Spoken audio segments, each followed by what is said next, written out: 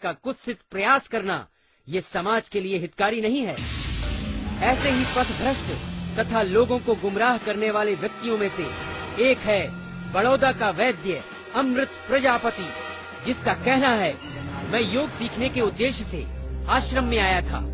वैद्य होने के कारण यहाँ मुझे बीमारों को देखने की सेवा दी गई। मेरा वेतन 15,000 रुपए निश्चित किया गया था। मैं आश्रम में 18 साल रहा हूँ और मैंने कई साल तक आश्रम में व्यभिचार देखा। इसी कारण से मैंने आश्रम छोड़ने का निश्चय किया, लेकिन आश्रम छोड़ते समय मुझे मेरा बैलेंस कैश नहीं लौटाया गया। ऐसे और भी कई मनगढ़ंत और निराधार आरोप लगाने वाले इस शख्स की हकीकत जानिए।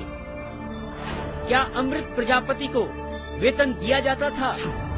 बिल्कुल नहीं। वैद्य अमृत प्रजापति आश्रम में सेवा साधना के लिए आया था तथा मरीजों की चिकित्सा सेवा में जुड़ गया था। संस्था ने उसे कभी भी पगारदार नौकर के रूप में नहीं रखा और न ही उसके साथ वेतन संबंधी कोई लिखित करार भी किया था। क्या अमृत प्रजापति खुद आश्रम छोड़कर गया या उसे आश्रम से निकाल दिया गया? अमृत प्रजापति के खिलाफ मरीजों की कई प्रकार की शिकायतें आती थीं, जैसे मरीजों से पैसे लूटना, आश्रम में आने वाले मरीजों को अपने प्राइवेट दवाखानों व पंचकर्म सेंटर्स पर बुलाकर भर्ती करना और गलत उपचार करना, महिला रुग्णों के साथ जांच के बहाने अभद्र व्यवहार करना आदि। वैद्य अमृतलाल प्रजापति को मैं सन 2000 से जानती हूँ। सन 2000 से मैंने धन्वंतरी आरोग्य केंद्र साबरमती अहमदाबाद आश्रम में सेवा देना चालू की।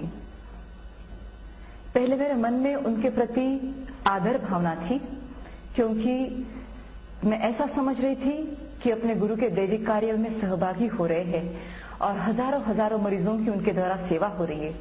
लेकिन जिस समय मैं सेवा के कारण उनके साथ जुड़कर सेवा करते समय नजदीकी से मैंने जब उनको देखा, तब मेरी सारी कल्पनाएं उनके विषय में जो मेरा आदर था वो धीरे धीरे हटने लगा। आश्रम में दूर दूर से आने वाले गरीब मरीज, उनसे हजारों रुपए लूटना, उनको भ्रमित करना, उनको गुमराह करना। आश्रम में चिकित्सा लेने के लिए जो श्रद्धा से आते हैं साधक, अथवा जो साधक नहीं, ऐसे भी कई लोग आश्रम का नाम सुनकर के यहाँ आने से हजारों लाखों लोग स्वस्थ हो चुके, उनकी बीमारियां मिट चुकी है, ये सुनकर कई हजारों लोग यहाँ आते हैं।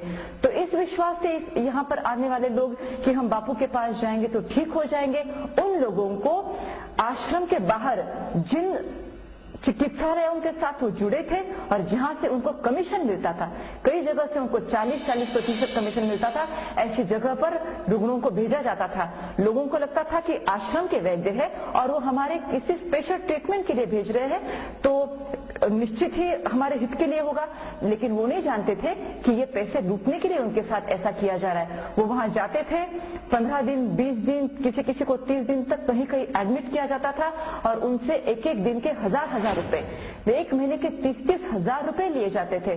तब जब वो मेरे पास दोबारा आते थे और कहते कि दीदी हम इतने दिन वहां रहे लेकिन हमको कोई फायदा नहीं हुआ और हमसे 30,000 रुपए लिए गए, मैं पूछती आप कहाँ थे?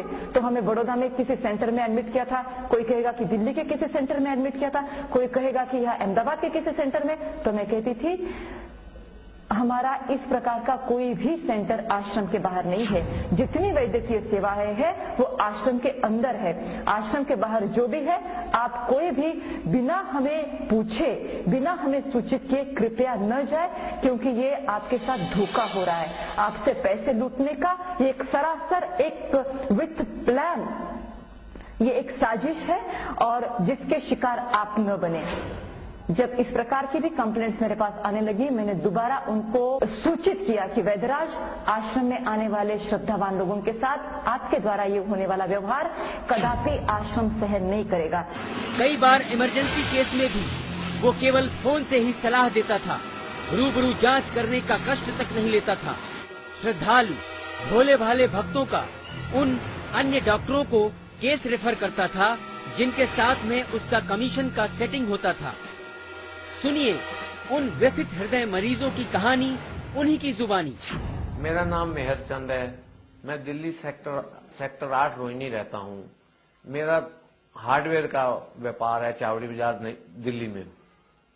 मैं काफी समय से बीमार चल रहा था और मुझे पता लगा कि वैद्य द्वारा आयुर्वेदिक चिकित्सालय चलाया जाता है।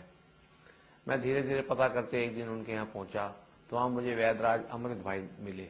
मैं वैद्य जी से दिखाने के लिए अंदर गया। उसके बाद उन्होंने मेरे से कहा भाई कुछ टेस्ट करवाने पड़ेंगे। पहले तो उन्होंने मेरे को बड़े नॉर्मल से टेस्ट बताए। मैंने टेस्ट करवाए। वो हमारे यहाँ आए फिर एक दिन रुके। उस बातों बातों में फिर उन्होंने मेरे को बताया भाई कुछ और भी मरीज हों, आपके रिश्तेदार वगैरह हों जिनका असाध्य रोग हो, जो ठीक ना हो पा रहे हों, तो मैं उनको भी ठीक कर देता हूँ। इस दौरान मैंने उनसे कहा भाई चलो मैं बात करूंगा। हमारे यहाँ कई दुकानदार भी थे, उनसे मैंने बात करी तो कईयों को मैंने घर बुलाया भी।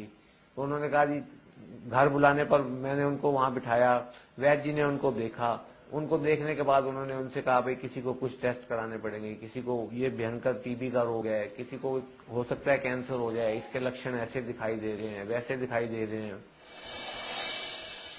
उसके बाद उन्होंने धीरे धीरे उनसे पैसे मांगने शुरू करे कि भाई मेरे को 10,000 रुपये आप जमा कराओ, 2,000 रुपये आप जमा कराओ, 1,500 रुपये, 1,000 रुपये, किसी को कितने।